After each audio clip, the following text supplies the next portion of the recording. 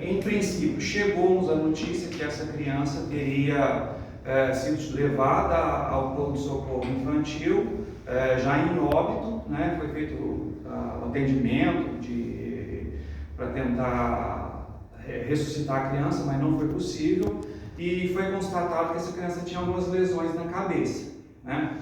A mãe, ela não consegue explicar essas lesões na cabeça, e o pai não tinha conhecimento, que ele viu a criança por último ontem. A criança estava com um quadro de desidratação, com problemas de diarreia, outros filhos apresentam esse quadro, né? E a gente tomou as providências que nos competiam no momento, né? Requisitar exame microscópico, fazer boletim de ocorrência. Nós ouvimos o casal em declarações, eles prestaram um depoimento inicial, né? E enquanto a equipe estava em campo para tentar obter mais elementos a respeito do caso. Os nossos investigadores foram na casa, foram junto, foi feito um exame pericial na casa pelos peritos do Instituto de Criminalística, né? Para a gente tentar aclarar o caso. A verdade a gente só vai ter alguma certeza quando a gente tiver a causa-morte, que é através do trabalho na necrópsia. Que essa causa-morte pode ser em razão das lesões que a criança apresenta na cabeça, como de origem patológica, né? Que a criança está com um quadro de desidratação. Mas o que nós apuramos nesse momento? Que essa criança teria caído do sofá, né? E aparentemente, possivelmente, foi uma outra criança, um irmão, que puxou essa criança e ela caiu e bateu a cabeça. Existem alguns gaps, né? Tem alguns claros nessa história, que aí vai ser o trabalho do inquérito policial para apurar realmente, de fato, conseguir fazer a ordem cronológica das coisas e estabelecer se há, de fato, um fato criminoso nesse caso. Os pais, eles presenciaram essa queda, doutor? Ou foi o próprio irmão que contou essa versão? Não, o pai não presenciou, a mãe, ela não presenciou, ela falou que colocou a criança no sofá. A criança, ela já anda, ela era de 1 ano e 5 meses, então ela já andava, e ela não sabia se a criança tinha descido do sofá ou tinha caído. Quais os próximos passos agora? Então, a gente tem que aguardar agora o resultado da necrópsia, que vai falar de forma cabal qual que é a natureza da morte, né? A gente saber o que levou essa criança ao óbito.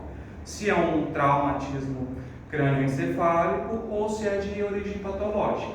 Se houve mesmo essa queda, doutor, foi ontem à noite, né? Foi na data anterior. E os pais não prestaram nenhum atendimento a princípio, só foi notar o desfalecimento dessa criança na data de hoje. A mãe, ela nos relata que ela viu a criança, né, ontem, né? A criança estava fraquinha e tal, ela pegou e colocou ela no colchão para dormir com ela, né? Colocou no colchão para descansar. E hoje, pela manhã, ela já percebeu que a criança estava inconsciente, ela chamaram uma ambulância, aí por fim eles conseguiram um carro e levaram, foram direto para o pronto-socorro. Mas ela não se recorda de ter visto os hematomas, né? Os hematomas são compatíveis com uma queda do sofá, né? Não são compatíveis com uma queda do próprio colchão onde ela estava, mas são compatíveis com uma queda do sofá.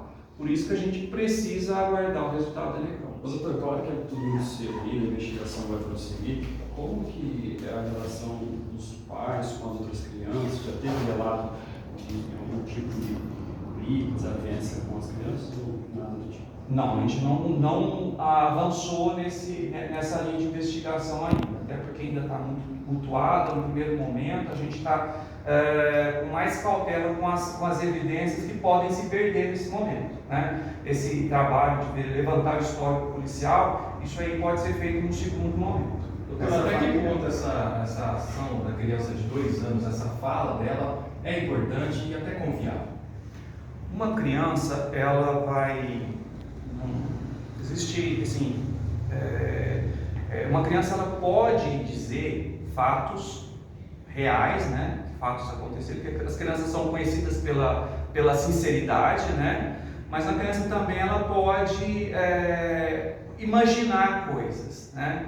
Então hoje existe uma legislação própria, né, que essas crianças têm que ser ouvidas dentro de um sistema específico, né? Existe uma lei que proíbe, que veda a vitimização e revitimização institucional, né? Então a gente não pode nem ouvir essas crianças, não pode conduzir essas crianças para a delegacia para ouvir, elas têm que ser ouvidas na presença de um psicólogo, existe todo um procedimento específico para isso, né? Quem for presidir a investigação, no segundo momento, que vai ter que verificar se há ou não necessidade de acionar esse mecanismo junto ao judiciário. O senhor falou que é uma família em situação de vulnerabilidade social, até pelo cenário que vocês encontraram, né, doutor? Sim, a gente percebe que é uma família em vulnerabilidade social, tem outras crianças na casa, né? Então,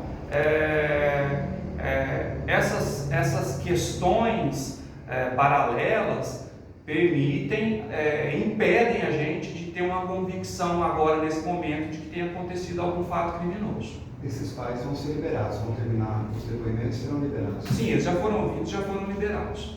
Tá certo.